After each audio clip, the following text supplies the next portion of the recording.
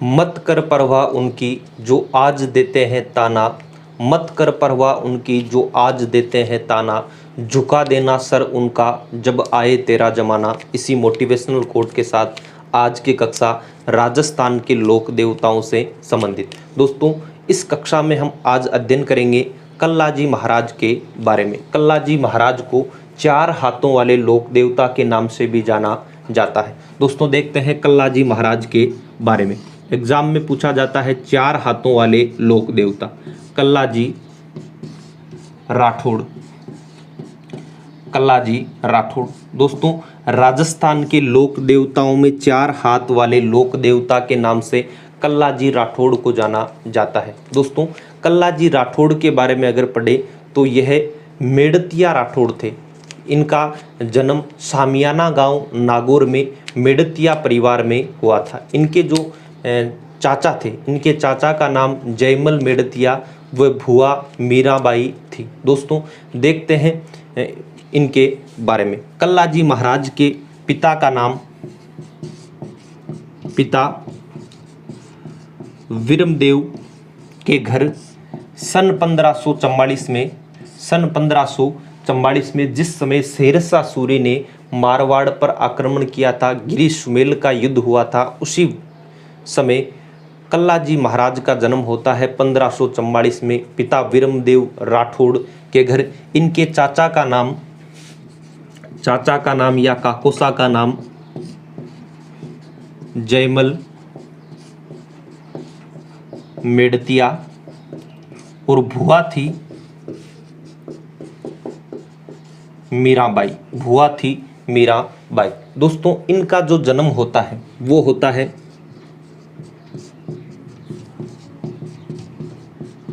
सामलियाना गांव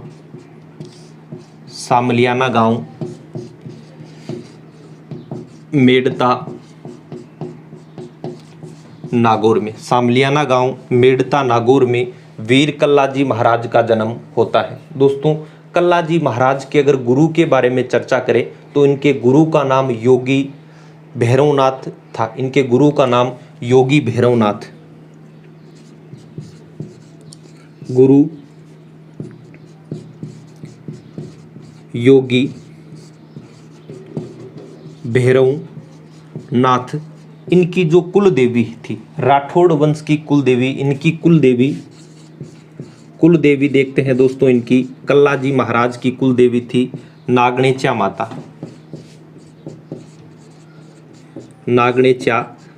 इनकी कुल देवी मानी जाती है नागणेच्या माता और इनके जो गुरु माने जाते हैं वह भैरवनाथ माने जाते हैं। दोस्तों, हम बात करते हैं कल्लाजी महाराज की। कल्लाजी महाराज का जो मंदिर है वो सामलियाना गांव में भी बना हुआ है। दोस्तों, कल्लाजी महाराज के बारे में अगर चर्चा करते हैं किस प्रकार ये वीर गति को प्राप्त हुए, इन्हें किन किन उपनामों से जाना जाता है। दोस्तों, राजस्थान में एक रियासत थी मेड़ता रियासत में मेड़तिया राठौड़ शासन करते थे और मेड़ता के अंदर ये जो मेड़ता रियासत थी, मेड़ता रियासत में शासन करते थे जयमल मेड़तिया।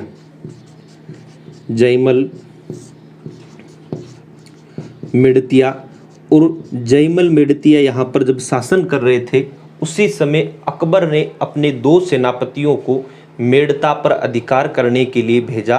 तो इनके जो 2 सेनापति थे, अकबर के 2 सेनापति मेड़ता पर अधिकार करने के लिए आते हैं। मेड़ता के जो शासक थे जयमल, उनको अकबर की अधीनता स्वीकार करवाने के लिए आते हैं, लेकिन जयमल मेड़तिया ने पूर्णतया मना कर दिया था कि मैं किसी भी सूरत में अधीनता स्वीकार नहीं कर सकता, मुगलों की अधीनता स्वीकार नहीं कर सकता।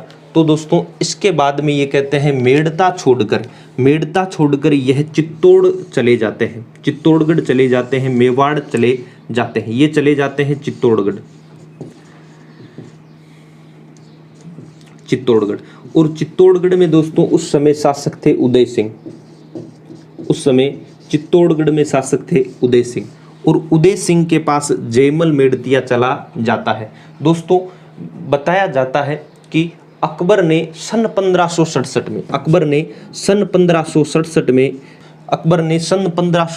में चित्तौड़ पर आक्रमण किया था और यह सन 1568 में सन 1568 में चित्तौड़ दुर्ग को अपने अधिकार में ले लेता है। हम देखते हैं तो यहाँ पर जब चित्तौड़गढ़ का तीसरा शाखा, चित्तौड़गढ़ का तीसरा शाखा होता है, उस समय बताया जाता है कि उदय सिंह चित्तौड़ दुर्ग को छोड़कर जंगलों में चले जाते हैं और यह अपने भतीजे फत्ता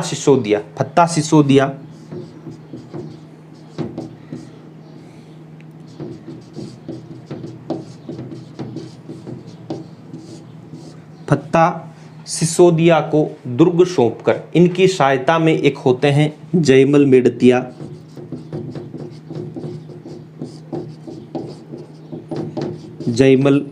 मेड़तिया,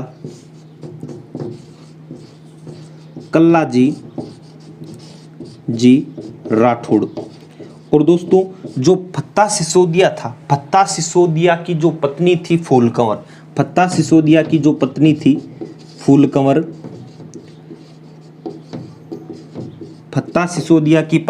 फूलकंवर जयमल राठौड़ की बहन थी। दोस्तों एक बार कहते हैं जयमल राठौड़ चित्तौड़गढ़ दुर्ग के प्रकोटे पर, इस प्रकार से जो चित्तौड़गढ़ दुर्ग के चारों ओर प्रकोटा था, इस प्रकोटे के ऊपर जयमल भ्रमण कर रहे थे और बाहर कैंप लगे रखे थे अकबर की सेना के। तो अकबर की सेना के जो कैंप लग रखे थे, अकबर ने मौका पाकर जयमल पर अपनी संग्राम बंदूक से आक्रमण किया और बताया जाता है कि जयमल जी इस बंदूक की गोली से घायल हो जाते हैं और पूरे चित्तौड़गढ़ दुर्ग में अफरा तफरी का माहौल फैल जाता है और उसी समय निर्णय लिया जाता है कि हम अकबर से आमने सामने का युद्ध करेंगे।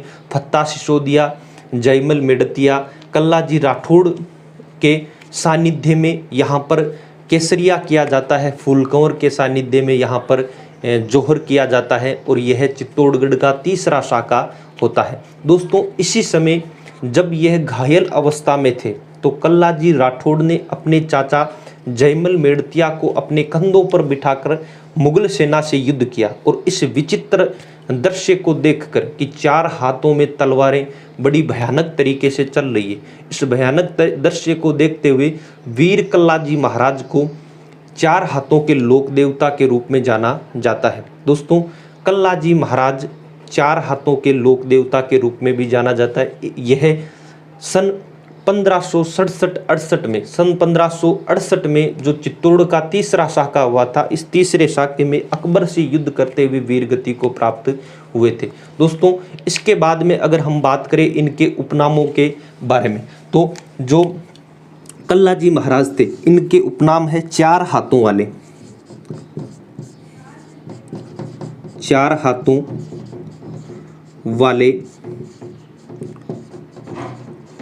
लोक देवता। आपको ध्यान रखना है, चार हाथों वाले लोक देवता। कल्लाजी महाराज को शेषनाग का अवतार माना जाता है। कल्लाजी को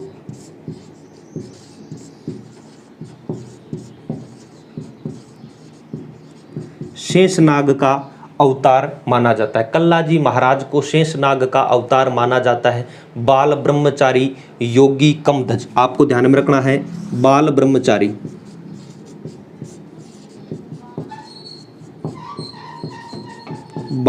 ब्रह्मचारी योगी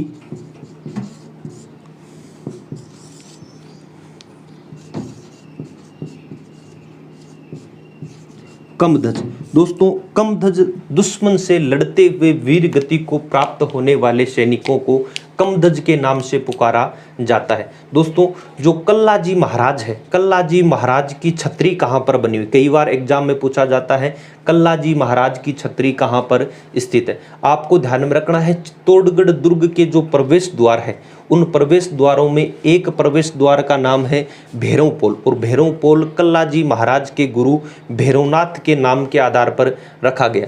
और जो चित्तौड़गढ़ दुर्ग का भैरव पोल है, इसी भैरव पोल के समीप कल्लाजी महाराज की छतरी बनी, एक भैरव पोल है और इसी भैरव पोल के समीप कल्लाजी महाराज की छतरी बनी हुई है। दोस्तों कल्लाजी महाराज की जो छतरी है चित्तौड़गढ़ दुर्ग के भैरव पोल के निकट बनी हुई है और इस चित्तौड़गढ़ दुर्ग के भैरव पोल के निकट अश्विन शुक्ल नवमी को अश्विन शुक्ल नवमी को भव्य मेले का आयोजन किया जाता है। वीर कल्लाजी महाराज का भव्य मेला बढ़ता है। दोस्तों, जिस प्रकार से हमने पढ़ा था तेजाजी महाराज अजमेर जिले के प्रमुख लोक देवता है। तेजाजी महाराज कहाँ के लोक देवता है? अजमेर जिले के प्रमुख लोक देवता। उसी प्रकार कल्लाजी महाराज वांगड़ क्षेत्र के, यानी डूंगरपुर बांसवाड़ा, वांगड़ क्षेत्र आता है, डूंगरपुर बांसवाड़ा जिले के प्रमुख लोक देवता माने जाते हैं। दोस्तों, वांगड़ क्षेत्र में कल्लाजी महाराज के लगभग 100 मंदिर बने हुए हैं, लगभग 100 मंदिर बने हुए हैं। आपको ध्यान में रखना है, कल्लाजी महाराज का जो मंदिर है सामियाना गांव में बना हुआ है। एक कल्लाजी महाराज का जो मंदिर है इस प्रकार से वो सामियाना गांव में बना हुआ। आपको ध्यान में रखना है, कल्लाजी महाराज का मंदिर सामियाना गांव में बना हुआ है। दोस्तों, सामियाना गांव में जो मंदिर बना हुआ है यह एक पत्थर की मूर्ति। आपको ध्यान में रखना है, काले पत्थर की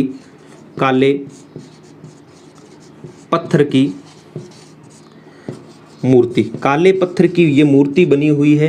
कई बार एग्जाम में पूछा जाता है कि वीर कल्लाजी महाराज की जो मूर्ति है वो किस रंग की, तो काले पत्थर की मूर्ति बनी हुई है। दोस्तों, इस जो कल्लाजी महाराज है, कल्लाजी महाराज को अफीम चढ़ाई जाती है। आपको ध्यान में रखना है कि कल्लाजी महाराज को भोग के रूप में क्या चढ़ाया जाता है, तो अफीम हुए केसर चढ़ाई जाती। एक अफीम हुए केसर, इनके मंदिर के पास में अफीम हुए केसर की दुकानें सर्वाधिक लगी हुई है। दोस्तों, कल्लाजी महाराज की जो प्रमुख पीठ है वह रनेला चित्तौड़गढ़ में स्थित। आपको ध्यान में रखना, जो प्रधान पीठ है वह रनेला चित्तौड़गढ़ में स्थित है। कल्लाजी महाराज की प्रधान पीठ रनेला चित्तौड़गढ़ में स्थित है। दोस्तों, इनके बारे में कई महत्वपूर्ण तथ्य हैं, आपको ध्यान में रखना है। भील जाति के आराध्य देव, भील जाति के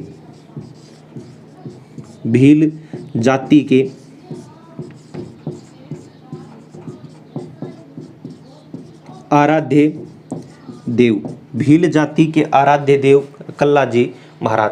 दोस्तों, कल्लाजी महाराज प्रमुख वागड़ क्षेत्र के लोक देवता माने जाते हैं। कल्लाजी की छतरी भैरवपोल के निकट अश्विन शुक्ल नवमी को मेले का आयोजन होता है। चित्तौड़ के तीसरे शाखे में ये वीरगति को प्राप्त होते हैं। दोस्तों, हमने कल्लाजी महाराज के बारे में विस्तार से चर्चाएं की। शेषनाग के अवतार माने जाते हैं। जो अगले लोक देवता है वो हम पढ़ेंगे राजस्थान के लोक देवताओं में। एक लोक देवता पढ़ते हैं तल्लीनाथ जी और एक लोक देवता पढ़ते हैं मल्लीनाथ जी। उनके बारे में हम चर्चा करेंगे। तो देखते हैं मल्लीनाथ जी महाराज के बारे में।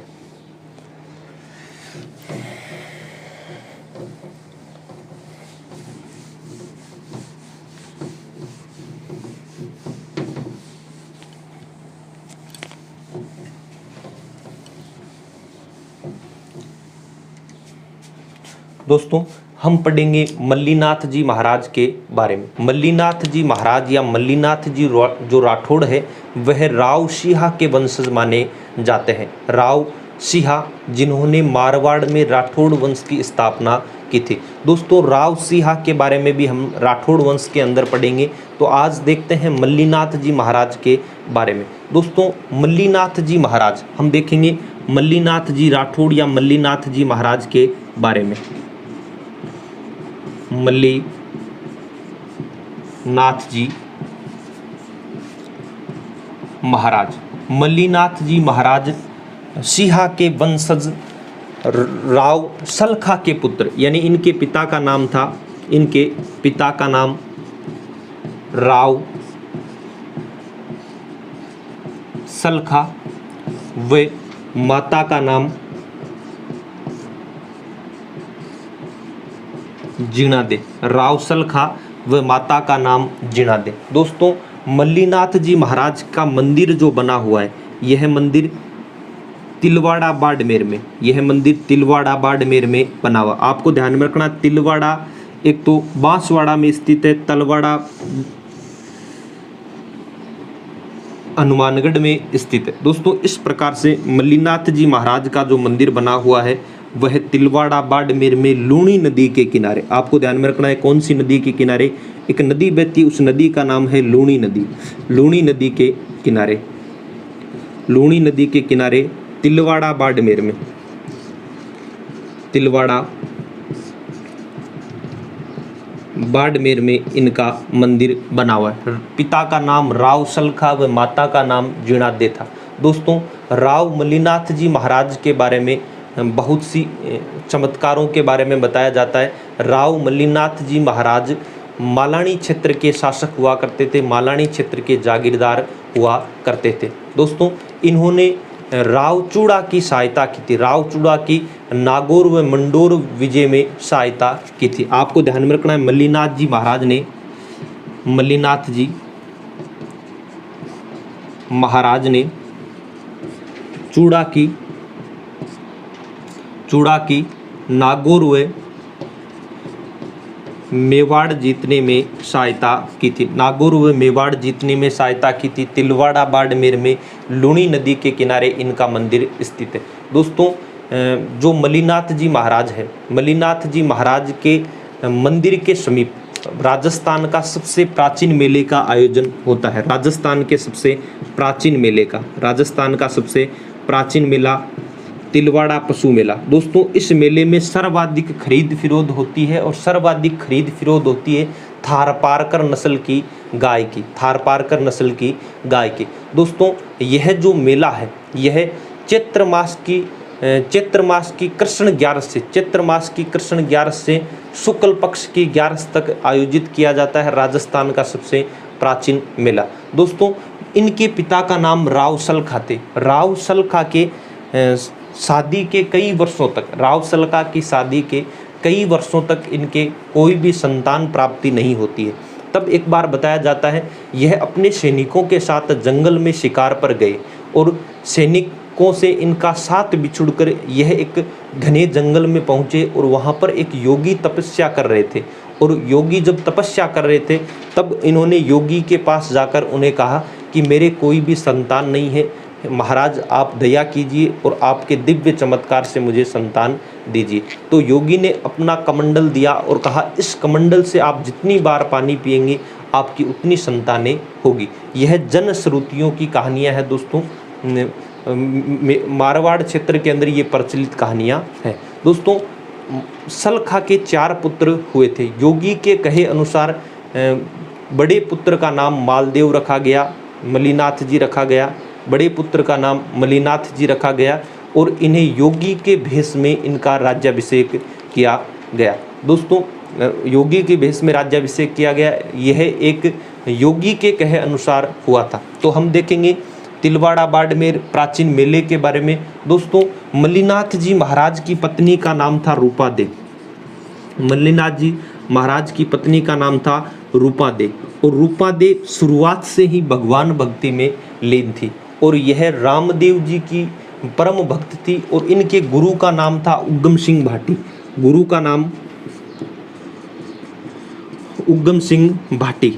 और बताया जाता है कि एक बार इनके क्षेत्र में गुरु उग्गम सिंह भाटी किसी हरिजन समाज के घर जागरण देने के लिए आए थे और वह हरिजन व्यक्ति रूपा दे के पास निमंत्रण लेकर आया। तब रूपा दे इसके बताया जाता है कि जो जागरण था उसमें शामिल होती है और जब ये वापस अपने महलों में जाती है तब मल्लीनाथ जी महाराज इनसे पूछते हैं कि हे रानी आप अर्धरात्रि के समय महलों से कहाँ गई थी। तब बताया जाता है कि इनके हाथ में एक थाल था और इस थाल में दिव्य औषधीय पुष्प थे जो मारवाड़ क्षेत्र में नहीं पाए जाते थे, हिमालय की ऊंची वादियों में पाए जाते थे। तब राव मल्लीनाथ जी ने इस प्रकार का दिव्य चमत्कार देखा तो वो भी भगवान भक्ति में लीन हो गए और आज राजस्थान के लोक देवताओं में पूजे जाते हैं। दोस्तों, मल्लीनाथ जी महाराज के बारे में आपको ध्यान में रखना है, इनके अगर उपनामों की चर्चा करें तो इनका जो उपनाम है सिद्ध पुरुष के नाम से जाना जाता है, चमत्कारी योद्धा के नाम से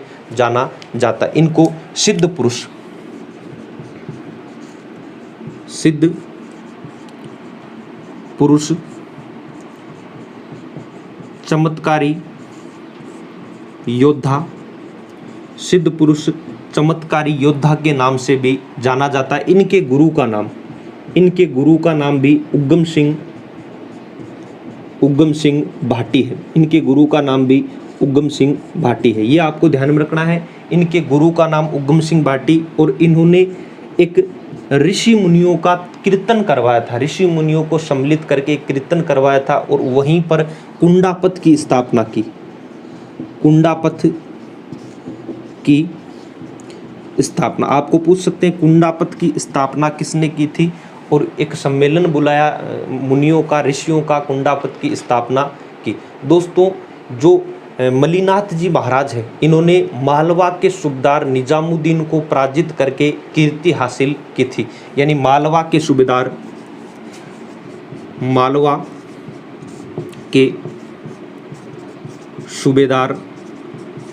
निजामुद्दीन को पराजित कर विजय हासिल की थी, कीर्ति हासिल की थी।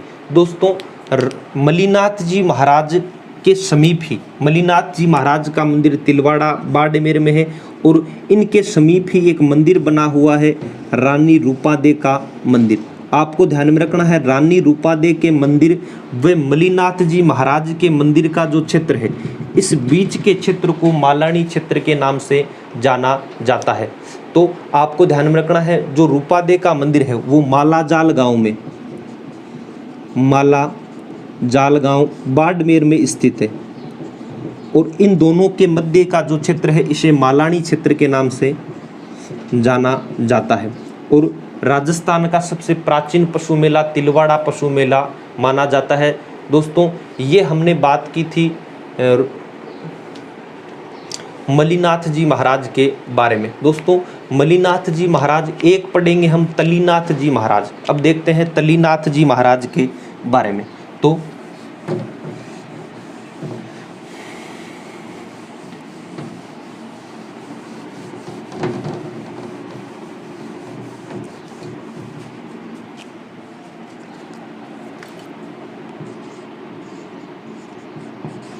तलीनाथ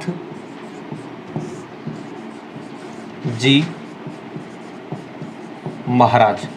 दोस्तों, तलीनाथ जी महाराज के बारे में पढ़ते हैं। तलीनाथ जी महाराज भी जोधपुर क्षेत्र के प्रमुख लोक देवता माने जाते हैं। तलीनाथ जी महाराज जोधपुर क्षेत्र के प्रमुख लोक देवता माने जाते हैं। दोस्तों, इनका जो मूल नाम है, तलीनाथ जी महाराज का जो मूल नाम है वो गंगा राठौड़ था। इनके पिता का नाम विरमदे, इनके पिता का नाम विरमदे, इनके पिता का नाम विरमदेव व जो स्वयं का नाम था वो गंगा राठौड़। पिता का नाम विरमदेव राठौड़।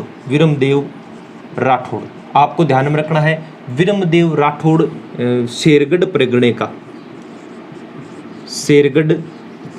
परगणे के जागीरदार थे। दोस्तों, अगर आपको पूछे कि राजस्थान में सैनिकों का जिला, तो वो है झुंझुनू जिला। अगर आपको पूछे सैनिकों की तहसील, तो वो है जोधपुर जिले की शेरगढ़ तहसील।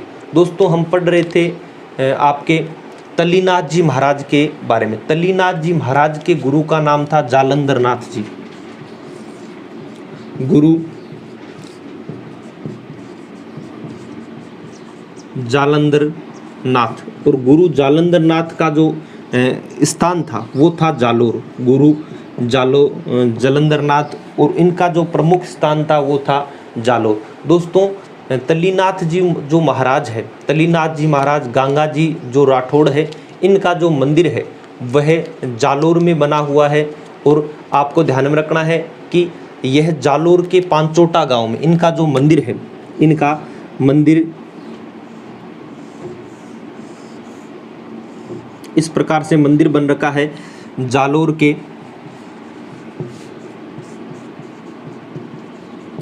पांचोटा गांव में एक पहाड़ी है पंचमुखी पहाड़ी पर इनका मंदिर बना हुआ है। दोस्तों, ये जो तलीनाथ जी महाराज हैं, यह जालोर के प्रमुख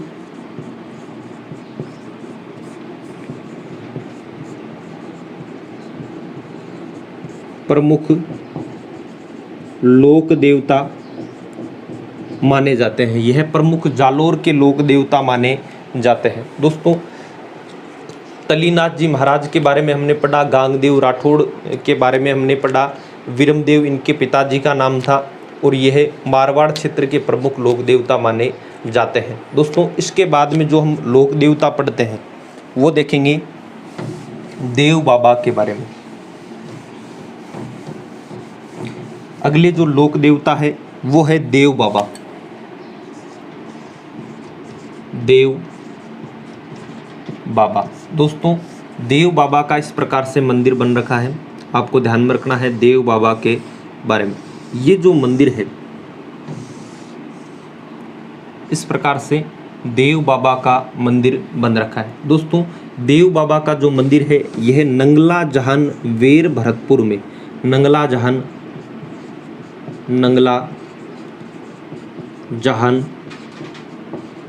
वेर भरतपुर में बना हुआ है। नंगला जहान वेर भरतपुर में देव बाबा का मंदिर बना हुआ है। यह गुज्जर व भील जाति के, यह भील व गुज्जर जाति के लोक देवता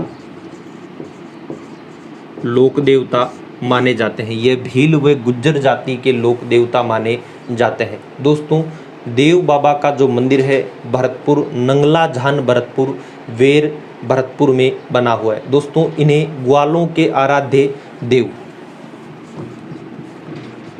ग्वालों के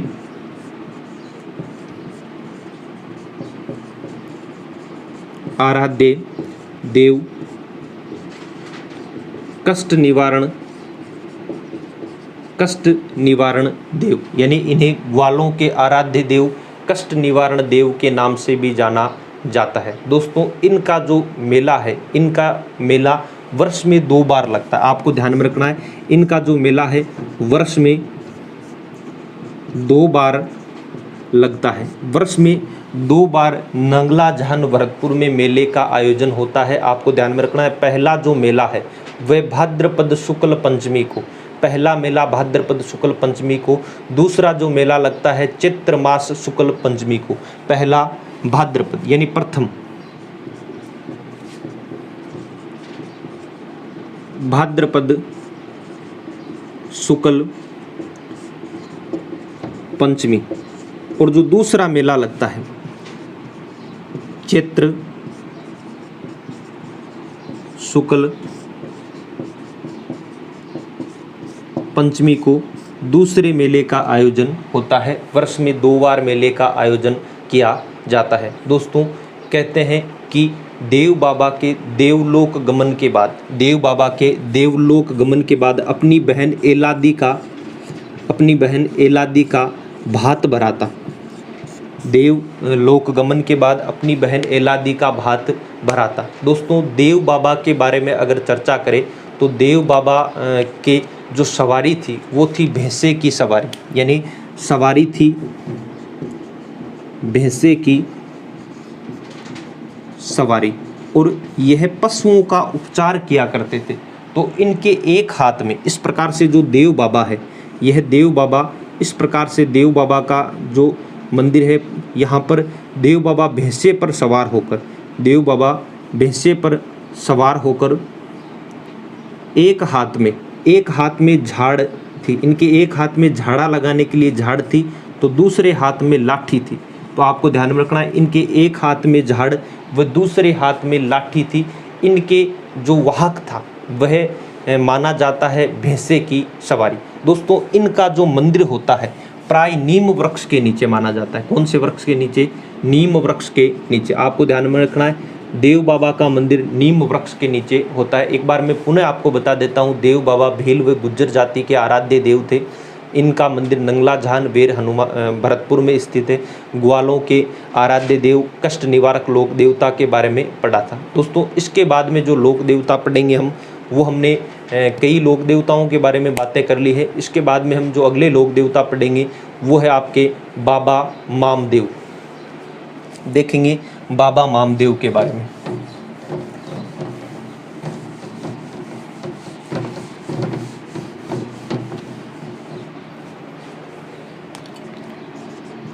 बाबा मामदेव। दोस्तों अगर आपको पूछे बाबा मामदेव के बारे में, तो बाबा मामदेव को वर्षा के देवता के रूप में पूजा जाता है। बाबा मामदेव को वर्षा के देवता के रूप में पूजा जाता है। तो आपको बताना है कि वर्षा के देवता, वर्षा के लोक देवता किसे कहा जाता है? बाबा मामदेव को कहा जाता है। दूसरा बिंदु आपको दोस्तों ध्यान में ये रखना है कि बाबा मामदेव की जो पूजा होती है या जो मूर्ति है वो मिट्टी या पत्थर की न होकर लकड़ी की कलात्मक मूर्ति होती है। यह मिट्टी व पत्थर की न होकर लकड़ी की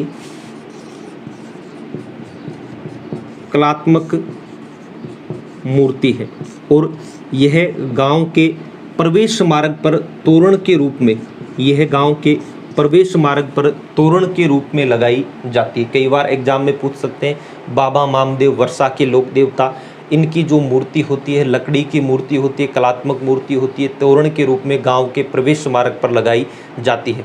दोस्तों यह जो इनका जो प्रमुख मंदिर है, इस प्रकार से इनका प्रमुख मंदिर है। आपको ध्यान में रखना है बाबा मामदेव का प्रमुख जो मंदिर है, वर्षा के देवता का प्रमुख जो मंदिर है वह शालोदड़ा सीकर में है। दोस्तों कहाँ पर है? शालोदड़ा सीकर में। शालोदड़ा सीकर में इनका प्रमुख मंदिर है और यहाँ पर भैंसे की कुर्बानी प्रचलित है। भैंसे की कुर्बानी प्रचलित है। आपको ध्यान में रखना है भैंसे की कुर्बानी कहाँ पर? शालोदड़ा सीकर में। किस देवता का मंदिर बना हुआ है? तो ये बना हुआ है बाबा मामदेव वर्षा के लोक देवता का मंदिर। दोस्तों इसके बाद में हम एक लोक देवता है, उनका नाम आता है केसरिया कंवर जी। तो आपको ध्यान में रखना है केसरिया कंवर जी। जो केसरिया कंवर जी है, केसरिया कंवर जी यह गोगा जी के पुत्र थे।